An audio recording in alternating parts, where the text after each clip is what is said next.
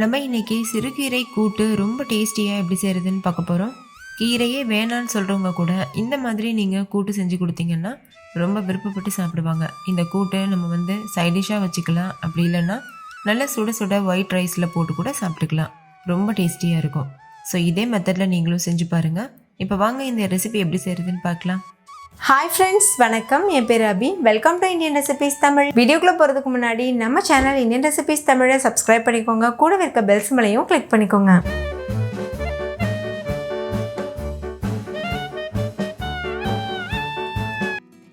First இந்த recipe பண்ணுறதுக்கு ஒரு பவுல் எடுத்துக்கோங்க. அதில் 2 டேபிள் ஸ்பூன் அளவுக்கு கடலைப்பருப்பு, 2 டேபிள் ஸ்பூன் அளவுக்கு துவரம்பருப்பு, இது ரெண்டுத்தையும் சேர்த்துக்கோங்க. சேர்த்துட்டு இது கூடவே 2 டேபிள் ஸ்பூன் அளவுக்கு பாசிப்பருப்பு சேர்த்துக்கோங்க. சேர்த்துட்டு இது ஒரு 2-3 டைமுக்கு நல்லா கழுவிக்கோங்க. நல்லா வாஷ் பண்ணிட்ட பிறகு தண்ணியை வடிச்சிட்டு இது ஒரு குக்கருக்கு மாற்றிக்கோங்க. இந்த மாதிரி தண்ணியை வடிச்சிட்டு தான் மாற்றிக்கணும். இதை ஊற வைக்கணும்னு அவசியம் கிடையாது. ஒரு கைப்பிடி அளவுக்கு பூண்டு பற்கள் சேர்த்துக்கோங்க. கூடவே 1/4 டீஸ்பூன் மஞ்சள் தூள் சேர்த்துக்கோங்க. நீங்கள் குக்கரில் சேர்க்காம ஓப்பன் பாட்டில் செய்ய விரும்புனீங்கன்னா இந்த பருப்பை ஒரு அரை மணி நேரத்துக்கு ஊற வச்சுட்டு பண்ணிக்கோங்க. இது கூடவே 1 டீஸ்பூன் சீரகம், இது முங்குற அளவுக்கு தண்ணி சேர்த்துட்டு ஒரு சின்ன சைஸ் தக்காளி பொடியாக கட் பண்ணி சேர்த்துக்கோங்க. சேர்த்துட்டு குக்கர் மூடிட்டு ஒரு 4 விசில் வச்சு எடுத்துக்கோங்க. அடுத்து ஒரு கடாய் சூடுபடுத்திக்கோங்க. அதில் 2 டேபிள் ஸ்பூன் தேங்காய் எண்ணெய் சேர்த்துக்கோங்க. நான் தேங்காய் எண்ணெயில் பண்ணியிருக்கேன். உங்களுக்கு என்ன பிடிக்குமோ அந்த எண்ணெய் யூஸ் பண்ணிவிட்டு நீங்கள் பண்ணிக்கலாம்.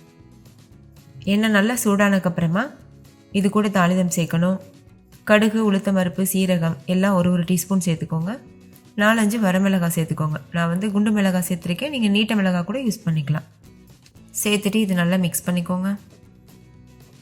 ஸ்டவ் லோ ஃப்ளேமில் இருக்கட்டும்.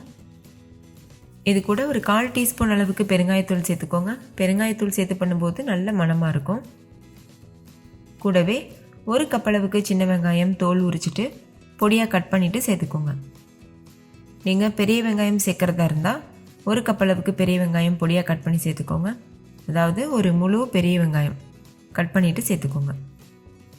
இப்போ ஸ்டவ் மீடியம் ஃப்ளேமில் வச்சுட்டு வெங்காயம் கண்ணாடி பதம் வர வரைக்கும் நல்லா வதக்கிக்கோங்க. இப்போ பாருங்கள், வெங்காயம் கண்ணாடி பதத்துக்கு நல்லா வதங்கி வந்திருக்கு. இந்த ஸ்டேஜில் சுத்தம் பண்ணி வச்சுருக்க சிறுகீரை சேர்த்துக்கோங்க. நான் 1 கட்டு அளவுக்கு சிறுகீரை எடுத்து சுத்தம் பண்ணிவிட்டு சேர்த்துருக்கேன். சேர்த்துட்டு இது நல்லா வதக்கிக்கோங்க. சிறுகீரையில் நிறைய சத்துக்கள் இருக்குது. நோய் எதிர்ப்பு சக்தி அதிகப்படும். இதில் சுண்ணாம்பு சத்து, இரும்பு சத்து, வைட்டமின் A, B, C இது போன்ற சத்துக்கள் நிறைய இருக்குது. ஸோ இது சின்னவங்கள்லேருந்து பெரியவங்க வரைக்கும் வாரம் ஒரு முறையாவது சாப்பிட்டு வரும்போது உடம்புக்கு ரொம்ப ரொம்ப நல்லது. தண்ணி எதுவும் சேர்க்க வேண்டாம். அப்படியே அந்த எண்ணெயிலேயே ஒரு நிமிஷத்துக்கு வதக்கி விட்டுக்கோங்க. அந்த கீரையிலேருந்தே தண்ணி விட்டு வரும். ஒருவேளை அடி பிடிக்கிற மாதிரி தெரிஞ்சதுன்னா லேசாக தண்ணி தெளித்து அப்பப்போ கிளறிட்டே இருக்கணும். மூடி போட்டு மூட வேண்டாம். ஓப்பன் பண்ணி வச்சு நீங்கள் வேக வைக்கலாம். இந்த கீரை முழுமையாக வெந்ததுக்கப்புறமா நம்ம ஏற்கனவே 4 விசில் வச்சு வேக வச்சு வச்சுருக்கோம்ல பருப்பு, தக்காளியில் அதை சேர்த்துருங்க. அந்த தண்ணியோடையே சேர்த்துக்கோங்க.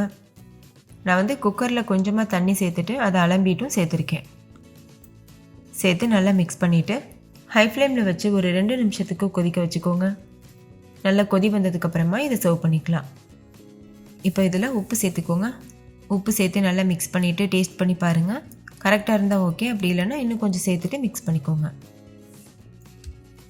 அடுத்து இது கூட சுவைக்காக 1 டீஸ்பூன் நெய் சேர்த்துக்கோங்க. சேர்த்துட்டு நல்லா கலந்துட்டு நல்லா கொதிக்க வச்சுட்டு சர்வ் பண்ணிக்கலாம். அவ்வளோதான், ரொம்ப ரொம்ப டேஸ்டியான சிறுகீரை கூட்டு சூப்பராக தயாராகிருச்சு. கண்டிப்பாக நீங்களும் இதே மெத்தடில் ட்ரை பண்ணி பாருங்கள்.